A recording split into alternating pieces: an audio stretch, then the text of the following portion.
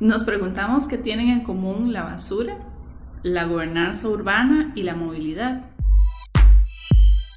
Esta es una pregunta que nos hicimos desde 3 proyectos de investigación que están inscritos en el Instituto de Investigaciones Sociales, proyectos que además forman parte de programas de investigación distintos, ¿verdad? El instituto está organizado en 2 programas de investigación, el programa Nuevas Formas de Acumulación, Distribución y Desigualdad y el programa Culturas, Instituciones y Subjetividades. Entonces, como proyectos que son individuales, tratamos de juntarnos para pensar cuáles son los puntos de encuentro de proyectos de investigación que reflexionan sobre el tema de la basura, la gobernanza urbana y la movilidad. Y de esto es de lo que vamos a hablar en este episodio del Zapato Aprieto. Está lloviendo resto. Apenas como pareció dormir un ratico. Dale, apurate. Poner el plástico a los sillones y ayúdame a levantar los muebles para que no se mojen. Ya llegué, mamá. Hey, ya voy llegando. ¿Me puedes salir a recoger por si acaso? Sebas, ¿cómo hago para subir esta foto a mi perfil? Abuelo, nada más la seleccionás y le das donde dice publicar. Entonces, ¿a dónde vamos a pasear este fin de semana? Vamos a ver si estira la cobija con el turismo esta temporada baja. Desigualdades hay de muchas formas, pero en todas el zapato aprieta. Bienvenidas, bienvenidos a un episodio más del Zapato Aprieta, el primer podcast de desigualdad en Costa Rica. Para empezar, hoy nos acompaña Cindy Mora, Gustavo Jiménez y mi persona, André Jiménez, y vamos a iniciar narrando un poco lo que consiste en nuestros proyectos de investigación.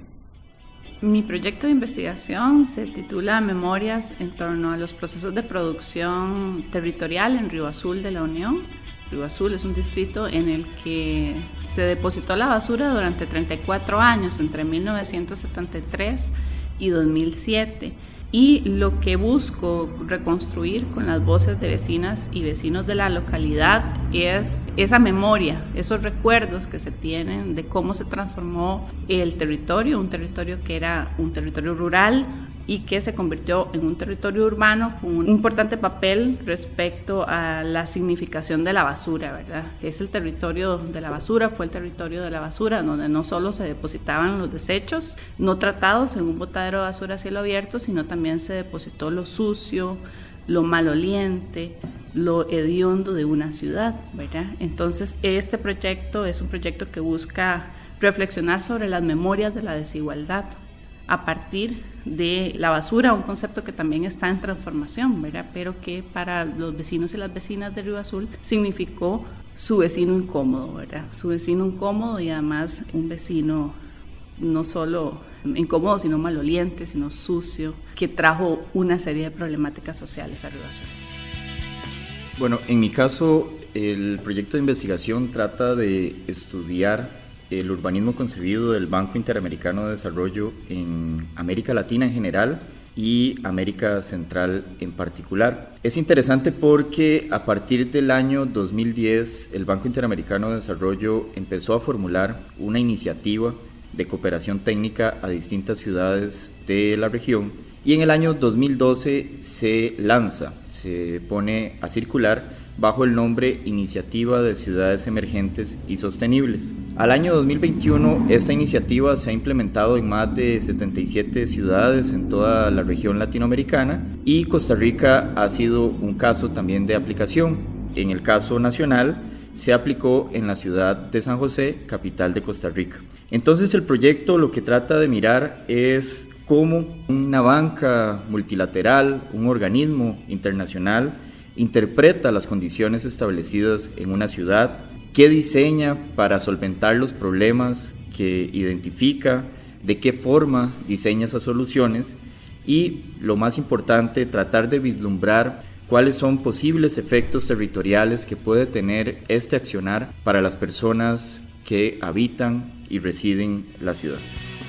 Hola, en mi caso el proyecto se titula La otra cara de la movilidad, experiencias de personas trabajadoras de plataformas de reparto para el gran área metropolitana de Costa Rica, y el proyecto lo que busca es conocer cómo las personas trabajadoras de plataformas de reparto que se han puesto muy en boga en los últimos años, sobre todo personas que reparten en bicicleta, viven la ciudad, experimentan la forma en que nos movemos, en que se mueven estas personas, la forma en que se vinculan con otras personas repartidoras, cómo crean habilidades para desplazarse a través de un trabajo que realizan de forma precaria. Un poco la idea es ver de qué forma las desigualdades que tenemos en la ciudad se ven representadas en sus experiencias corporales, en sus experiencias en el día a día cotidianas de la movilidad, y vincular esto también con los discursos de sostenibilidad que están presentes por parte de las empresas que son las que tienen a estas personas trabajadoras haciendo estas actividades. También un poco lo que busca la investigación es ver de qué forma se ve la ciudad como un espacio desigual a la hora de desplazarse, también por la infraestructura que existe para la movilidad no motorizada. La investigación se centra en personas que hacen el reparto en bicicleta. Desigualdades hay de muchas formas, pero en todas el zapato aprieta. Bueno, y a partir de estos 3 temas que vienen de 3 proyectos de investigación, la basura, la gobernanza urbana y la movilidad, pues entonces nosotros nos preguntamos qué es lo que tienen en común estos 3 temas, estos 3 proyectos y sus respectivas preguntas de investigación. Y nos preguntábamos cómo había sido usado políticamente la palabra sostenibilidad en cada uno de nuestros proyectos. Y bueno, esa fue la reflexión que nos ha mantenido juntos en los últimos meses. Hemos discutido cuáles son las implicaciones de utilizar la palabra sostenibilidad desde estas 3 perspectivas que, como decíamos al inicio, parecen perspectivas que no se encuentran: la basura, la gobernanza urbana y la movilidad. En el caso del proyecto de investigación sobre memorias de Río Azul, una de las críticas que se podría hacer es que cuando hablamos de la basura no estamos hablando de ningún manejo sostenible de los desechos. Y la crítica que se podría hacer es que en realidad estamos juzgando un proceso político que fue el proceso de construir un botadero de basura a cielo abierto con una palabra que no le hace mérito. Sin embargo, en los años 90 se dieron conflictos muy importantes en la comunidad de Río Azul, en donde vecinas y vecinos solicitaban el cierre del botadero de basura, y en esa época recordamos a el presidente del momento, de 1994 a 1998, José María Figueres Olsen, quien pues introduce políticamente el término de sostenibilidad en la cultura política costarricense. Empieza a hablar, ¿verdad? Hay una serie de discursos, es como la palabra marca de la administración de Figueres Olsen. Y Figueres Olsen lo que hace es, bueno, hablar y prometer, ¿verdad? Hace una serie de promesas políticas respecto a la ejecución de políticas públicas sostenibles, ¿verdad? De hecho, se recuerda en esta época cómo Figueres Olsen pues asistía a una serie de conferencias en la ONU, ¿verdad? Para hablar de la sostenibilidad, y también firma a nivel centroamericano acuerdos con los presidentes y la presidenta de Nicaragua en ese momento. El acuerdo se conoce como la Alianza para el Desarrollo Sostenible, ¿verdad? Y sin embargo, vecinas y vecinos de Río Azul vivían con la exposición a lixiviados, con la exposición a las moscas, con la exposición a roedores, a sopilotes, a ratas, a malos olores, ¿verdad? Entonces, en este primer nivel de la sostenibilidad de nuestros proyectos, ¿verdad?, que corresponde al tema de la basura, lo que vemos es una coexistencia de conflictividad ambiental por prácticas no sostenibles con un discurso oficial muy fuerte respecto a la sostenibilidad, ¿verdad? Es un discurso que le permite a Costa Rica posicionarse como Costa Rica verde. Sin embargo, con un botadero de basura, con las características que tenía Río Azul y con un sufrimiento ambiental para la comunidad muy fuerte. En este primer nivel, entonces eso es lo que vemos, ¿verdad? Luego vamos a ver que, como ya nos van a contar Andrés y Gustavo, el discurso de la sostenibilidad y los usos políticos de van a posicionarlo en otro lugar, ¿verdad? Pero en este primer nivel lo que tenemos es un enfrentamiento de un discurso que no se corresponde con la práctica. Eso no significa que posteriormente va a haber correspondencia entre el discurso y la práctica, sin embargo, se va a posicionar de otra manera. Sí, es muy interesante esto que nos comenta Cindy, porque en esta coyuntura que nos habla de la década de 1990, es una coyuntura muy particular porque es la coyuntura donde se empieza a popularizar a nivel global la idea de sostenibilidad. Si recordamos, la sostenibilidad se empieza a universalizar, globalizar a partir de 1992 con lo que se llamó la Cumbre de la Tierra en Río de Janeiro. Y con este caso de Cindy es interesante porque muestra los múltiples rostros que tiene la sostenibilidad, las luces y las sombras en las que está presente. Por un lado, digamos, tenemos como el discurso que a nivel país se hace de la idea de sostenibilidad y otra, los efectos y las expresiones que suceden en el territorio.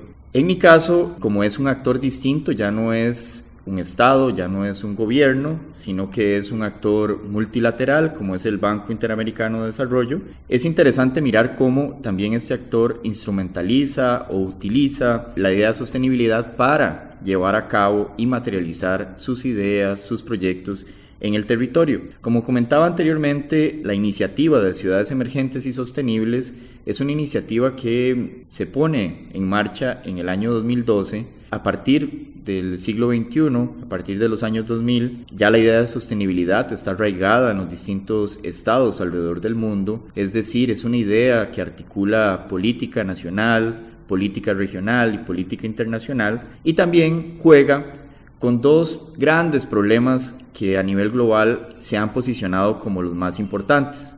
Por un lado, la urbanización extendida de la sociedad y por otro lado, el tema del cambio climático. Alrededor de estos dos temas es que el Banco Interamericano de Desarrollo vio, para decirlo de alguna manera, un nicho de trabajo. Estos dos temas lo que hace fue instrumentalizarlos en esta iniciativa de Ciudades Emergentes y Sostenibles y lo que intenta es generar entonces un medio para realizar un diagnóstico de los problemas de las ciudades y a partir de ese diagnóstico generar soluciones para los problemas que diagnostican. En este sentido, desde su nombre se posiciona la idea de sostenibilidad, desde el nombre de la iniciativa, pero tratando de mirar el contenido de lo que realizan, se puede determinar que la idea de sostenibilidad se utiliza como un tipo de narrativa legitimadora, un tipo de idea que va a llevar a justificar y hacer más viable que el proyecto del BID se pueda materializar. Es decir, la sostenibilidad termina siendo como un significante vacío, no tiene un contenido claro en su definición, sino que se utiliza de una manera más instrumental para tratar de materializar las ideas que traen consigo el banco, que podemos resumirlas en dos ideas muy concretas: es generar crecimiento económico y generar competitividad en las ciudades. En ese sentido, entonces, vemos que la idea de sostenibilidad, su uso político, es netamente como una justificación, como una forma de darle una validación social al proyecto y permitir que las ideas de fondo que traen ciertos actores puedan ser materializadas sin mayor obstáculos. En el caso de mi investigación, se relaciona mucho con todo lo que tiene que ver con ciudades sostenibles, con una nueva agenda para abordar el tema del transporte. Habían dos paradigmas que estaban en disputa en los años 70, 80, un poco relacionado con lo que comentaba Andrés. Se ve una crisis de la ciudad en términos de contaminación, en términos de expansión, una ciudad dispersa, y se empieza a hablar de lo que tiene que ver con movilidad sustentable o movilidad sostenible, que se relaciona a nuevas formas de desplazarnos en la ciudad y nuevas formas de planificar la ciudad. De esa manera podemos encontrar en las formas de desplazamiento nuevas alternativas como el uso del transporte público, como el tema de promover el uso de la bicicleta en las ciudades, y que luego esto se vincula con políticas públicas que se llevan a cabo en las ciudades para promover estos tipos de movilidad. Más recientemente aparecieron, ante la crisis de los desplazamientos de la ciudad, plataformas digitales como mecanismos para que las personas se desplazaran en la ciudad de manera motorizada, principalmente cuando nace a inicios de los 2000 la empresa Uber, y a partir de eso empiezan a existir una serie de plataformas a nivel global que se denominan plataformas digitales o economías compartidas o economías, digamos, del Big Data, que lo que buscan es, a partir de las plataformas digitales, a partir de los dispositivos móviles, generar formas rápidas en las que uno como usuario o una como usuaria pueda acceder a el tema de un servicio de transporte. Posteriormente empiezan a aparecer también el tema de, a partir de estas mismas plataformas, hacer envío de productos, principalmente alimentos, pero también otro tipo de productos, y ya es cuando empiezan a aparecer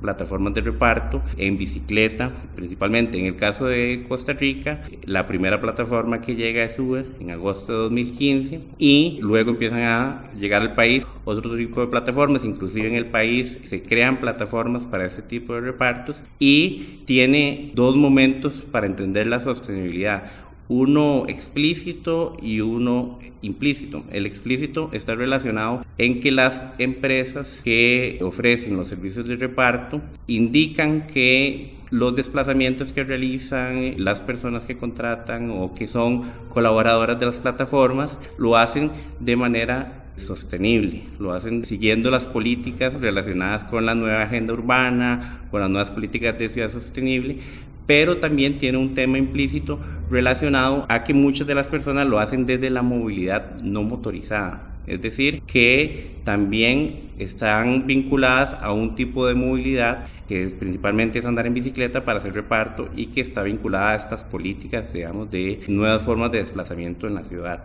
El tema que está detrás de esto es que esta movilidad, para el caso costarricense y en muchas ciudades latinoamericanas, no responde a estas formas deseadas que se quería hacer movilidad no motorizada, que es un poco más planificado, que las personas lo utilicen como un transporte cotidiano, y más bien parece que responde a un tema de que la precarización laboral obligó a muchas personas a que utilizaran esta forma de desplazamiento para ganarse la vida día a día y sin condiciones, digamos, laborales claras. Entonces, el tema de la sostenibilidad pasa porque hay personas que están usando la movilidad no motorizada para desplazarse dentro de la ciudad, pero vinculado a una precarización laboral y una experiencia, digamos, no urbana, particular por estas propias condiciones de trabajo. Y un tema, digamos, que podríamos cuestionar es que en la actualidad también muchas de las personas que utilizaban la no motorización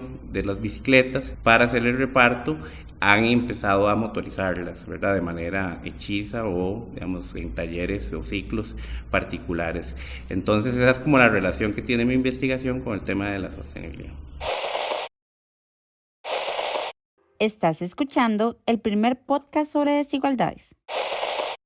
Luego de escuchar hablar sobre la basura, sobre la movilidad y plataformas digitales y la gobernanza y la planificación de las ciudades en nuestros tiempos, nos hemos dado cuenta que la idea de sostenibilidad es una idea transversal que ha permitido validar de una u otra manera estos proyectos. En nuestras reflexiones nos hemos planteado las dificultades de abordar un concepto o una idea tan validada en la opinión pública como es la idea de la sostenibilidad, ya que oponerse o criticar la sostenibilidad es convertirse en, para decirlo en palabras sencillas, se puede interpretar como una persona que se opone al desarrollo. En ese sentido, lo que hemos querido tratar de posicionar y traer al escenario es mirar más bien qué oculta esta idea de la sostenibilidad, cuáles son los intereses que está promoviendo, pero también tratar de mirar a través de esta idea y concepto de sostenibilidad cómo se invisibilizan ciertos efectos sociales y territoriales en las ciudades y en los territorios en general. Entonces, para eso nos gustaría abordar una pregunta que es cuáles consecuencias o efectos sociales y territoriales se identifican en cada caso con respecto a esta idea de sostenibilidad. En el caso del proyecto Memorias de Río Azul, lo que podemos ver es que la transformación del lenguaje, ¿verdad? Porque ahora utilizamos otras palabras para referirnos a todo el tema de la basura, no necesariamente cambia las problemáticas sociales asociadas a la producción de basura, a la producción de desechos. Por el contrario, surgen nuevas formas de desigualdad, ¿verdad? Ahora no decimos basura, decimos residuos valorizables. No tenemos botaderos de basura a cielo abierto, al menos con el caso de Río Azul, porque sí hay botaderos de basura a cielo abierto y hay vertederos clandestinos. Decimos rellenos sanitarios, pero lo cierto es que el cambio en el lenguaje por un lenguaje que se acerca más a la sostenibilidad no necesariamente ha transformado las condiciones de vida de las comunidades y de las personas cuyos cuerpos tienen que recibir la basura cotidianamente y coexistir con las consecuencias del manejo de los desechos. Pensemos en el caso de los rellenos sanitarios del Guaso y del relleno sanitario de la Carpio, que son los dos rellenos que se abren como alternativa ante el cierre del botadero de basura de Río Azul, ¿verdad? En estas comunidades tenemos vecinas y vecinos organizados justamente por los mismos motivos que estaban organizados en los años 90 los vecinos y vecinas de Río Azul y de las comunidades cercanas, luchando por el tema de la contaminación, luchando por el tema de los malos olores, por el tránsito constante de vehículos en una comunidad como la Carpio, por la transformación del paisaje en el caso del relleno sanitario del Guaso. Entonces, aunque cambiemos de lenguaje, ¿verdad?, hay toda una narrativa de seguridad en torno a los rellenos sanitarios. Los rellenos sanitarios son seguros porque además se encuentran manejados por empresas globales de manejo de los desechos y sin embargo las comunidades denuncian la existencia de las mismas problemáticas que existían en el caso del botadero de basura de Río Azul. Entonces, lo que vemos es más bien la persistencia de estas problemáticas sociales que se encuentran teñidas con un nuevo lenguaje, ¿verdad? Es más seguro en el lenguaje, en la narrativa, ¿verdad? En esta narrativa legitimadora de la sostenibilidad, pero con nuevas expresiones de desigualdad en las comunidades y en los cuerpos de las personas que habitan estos territorios. Se producen nuevas formas de desigualdad.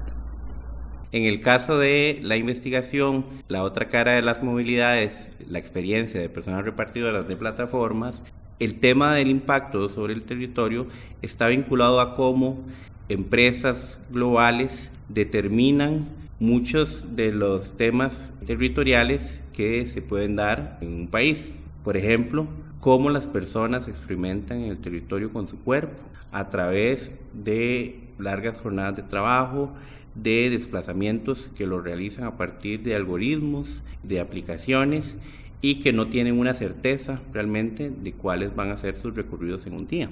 Esto cambia bastante lo relacionado con la movilidad cotidiana. Cuando no tenemos certeza de dónde nos desplazamos, pues eso va a tener implicaciones también en los lugares que vayamos a ir, si son o no seguros. También si, por ejemplo, va a haber pendientes, va a llover ese día en el lugar donde ando trabajando, y eso va a tener un impacto sobre el cuerpo de las personas trabajadoras. Y esto se relaciona también a que las empresas no tienen poder o no tienen impacto sobre, por ejemplo, la infraestructura que existe en los países para realizar los desplazamientos. En este sentido, si bien en los últimos años en el país ha habido propuestas a nivel discursivo por una movilidad no motorizada, la infraestructura para que esta se dé no es la adecuada. Entonces, el tema de la sostenibilidad queda ahí un poco expuesto, puesto que se está generando formas de desplazamiento, entre comillas, sostenible, pero sin una infraestructura adecuada para que ésta se dé. Y en esto es muy interesante la experiencia que tienen las personas repartidoras, porque como día a día tienen que salir a trabajar entre 10 y 12 horas diarias, van ganando experiencia para desplazarse, pero ponen en riesgo también su vida en este proceso, porque también dependen del tiempo de desplazamiento para tener mayores recursos. Esto también se da en una ciudad que no ha sido planificada, que es dispersa y que no genera las condiciones para que las personas se desplacen de manera adecuada. Entonces, podemos decir que para el caso de los desplazamientos de personas repartidoras en bicicleta, en un medio no motorizado, su desplazamiento está muy vinculado a una planificación del territorio por parte del mercado, es decir, son las empresas globales las que determinan cuál va a ser el movimiento que hacen de manera local en cada uno de los países y los impactos que esto pueda generar, realmente no hay alguien que los asuma, ¿verdad? Entonces esto es importante en términos de que el discurso de sostenibilidad se diluye en que hay personas lucrando con estas movilidades de las personas, pero las consecuencias que puedan existir de estas formas desiguales de desplazarse, no hay como unas responsabilidades por parte de estas empresas ante la precariedad laboral que también promueven dentro de las ciudades.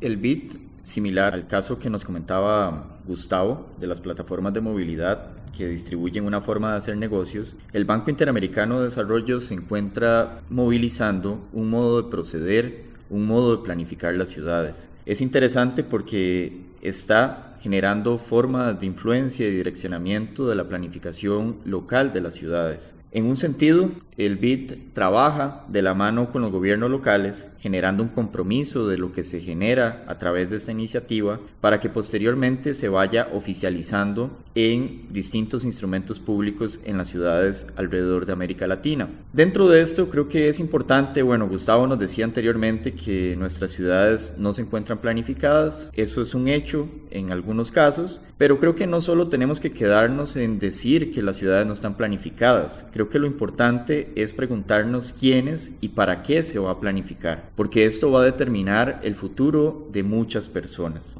En sentido general, el Banco Interamericano de Desarrollo, con su iniciativa de ciudades emergentes y sostenibles, lo que trata de hacer es generar o crear las condiciones en las ciudades para buscar un crecimiento económico, atraer inversión extranjera directa, generar una eficiencia y productividad del espacio, generar cierto tipo de empleos cualificados que no van a ser para todas las personas y genera también entonces una forma de desarrollo urbano que termina siendo excluyente para la mayoría e incluyente para pocos sectores. El Banco Interamericano de Desarrollo en la iniciativa de Ciudades Emergentes y Sostenibles fue aplicada en la ciudad de San José en el año 2016 con un diagnóstico y en el año 2019 generó un plan de reconversión productiva para los 4 distritos centrales. Es interesante porque en el caso de San José y de Costa Rica parece que los intereses que ha tenido la Municipalidad de San José con el programa de regeneración y repoblamiento que surge en el año 2004 se alinean con esta forma de planificar del Banco Interamericano de Desarrollo. Entonces se trata de generar las condiciones de gobernanza para que la ciudad pueda ser movilizada como una mercancía para atraer empresas, para atraer inversión, para atraer a cierto público o ciertos habitantes que habiten, valga la redundancia, la ciudad, y también lo que genera es una planificación más de proyecto de la ciudad, es decir, no se piensa la ciudad tanto en su conjunto, sino que se piensan en proyectos que van a detonar el cambio en la ciudad. Aquí me gustaría nada más anotar que 2 de estos proyectos que dentro del BID se formularon para San José y que han sido apoyados por la Municipalidad de San José. Se llaman Transversal 24, que se encuentra alrededor del Mercado Mayoreo, y Ciudad Gobierno, que es un proyecto que también tiene colaboración del gobierno central, que está ubicado en las inmediaciones de Plaza González Víquez. Lo interesante es que estos 2 proyectos se localizan o están proyectándose a localizarse en 2 zonas que han sido tradicionalmente barrios populares, y la implementación de estos proyectos que están destinados a traer empresas de tecnología, innovación y por otro lado generar un conjunto edilicio para instituciones del gobierno y por ende también generar residencias para funcionarios públicos, esto puede generar distintas formas de desplazamiento de la ciudad, de los habitantes que residen en estos barrios. Entonces vemos que de una u otra manera este es un tipo de urbanismo que podemos denominar neoliberal, que está más destinado a generar las condiciones, un ambiente propicio para los negocios y no tanto para las personas que residen actualmente en la ciudad. Con esto hemos llegado al final de este episodio del Zapato Aprieta. Les agradecemos mucho habernos acompañado y les recordamos que si quieren saber más información acerca de las investigaciones que hemos compartido hoy, pueden visitar la página web del Instituto de Investigaciones Sociales, así como sus redes sociales. Además, les invitamos a acercarse al Centro de Recursos para el Aprendizaje y la Investigación CRAE. Hasta luego.